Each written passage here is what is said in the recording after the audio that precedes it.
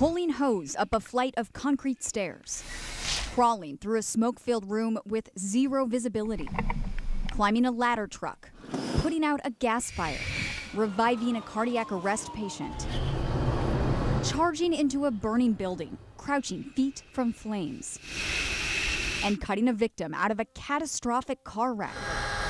I did all of it, supervised and assisted in a controlled environment, each for only 5 minutes or less. And at the end of the day, I looked like this. Don't use this shot. It's so gross. If you didn't come into Fire Ops 101 already impressed with career firefighters, you certainly left that way. I know I did. That was the most difficult thing, pulling the hose. Fire Ops 101 at the Hammer Training Center in Richland brings departments and districts across the state of Washington together to show the public what it's like to do the job. Now I have a route. I have a route to give my medications. And we're going to try to go as high as we can. I represented Snohomish County Fire District 1. My shadow was 20-year fire veteran Ryan McPhee. A Tacoma City Councilman, a Thurston County Commissioner, and Richland Parks and Rec rounded out the group. We were each fitted with bunker gear, pants, jacket, boots, mask, hood, helmet, gloves, and an air pack.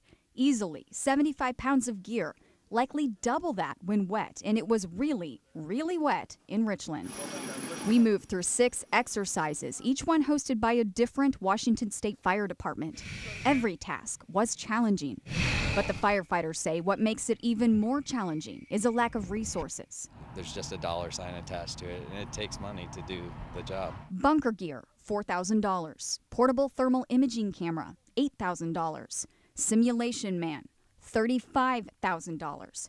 Jaws of life, $9,000. It adds up fast. All the way up to the roof line. Our group of 4, backed up by at least half a dozen actual firefighters, were tasked with extricating this dummy from a 2-car head-on collision. Our instructor with Central Pierce County Fire said extrication teams are lucky if they have 4 and have all this equipment. Regardless, national standards require they have the patient out in 20 minutes, 10 if they're critical. We took 40. One question I have is what tools don't we have, particularly the ones we use today? Tacoma Councilman Connor McCarthy says for the 2017-18 budget, the council approved 12 new firefighters in the fire department after years of cutbacks. But there's still quite a bit to do in Tacoma to be able to provide the level of service the people who live in our city deserve and need. In Snohomish County Fire District 1, Ryan McPhee's district, this year's budget includes 20 new and badly needed positions, but significant cuts to training and small tool and equipment purchases. That's stuff like these hand tools, essential to extrication. It is frustrating. We always, in the end, make it work some way.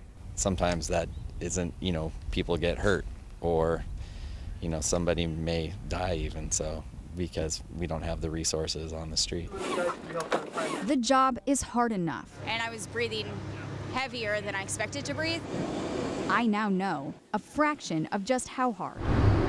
And I had the resources so many of our departments do not. Training, equipment, and backup. Reduced training hours for Snohomish County Fire District 1 means the inability to sufficiently train all firefighters on the equipment they have, which is already an issue right now. Joanna Small, Cairo 7 News.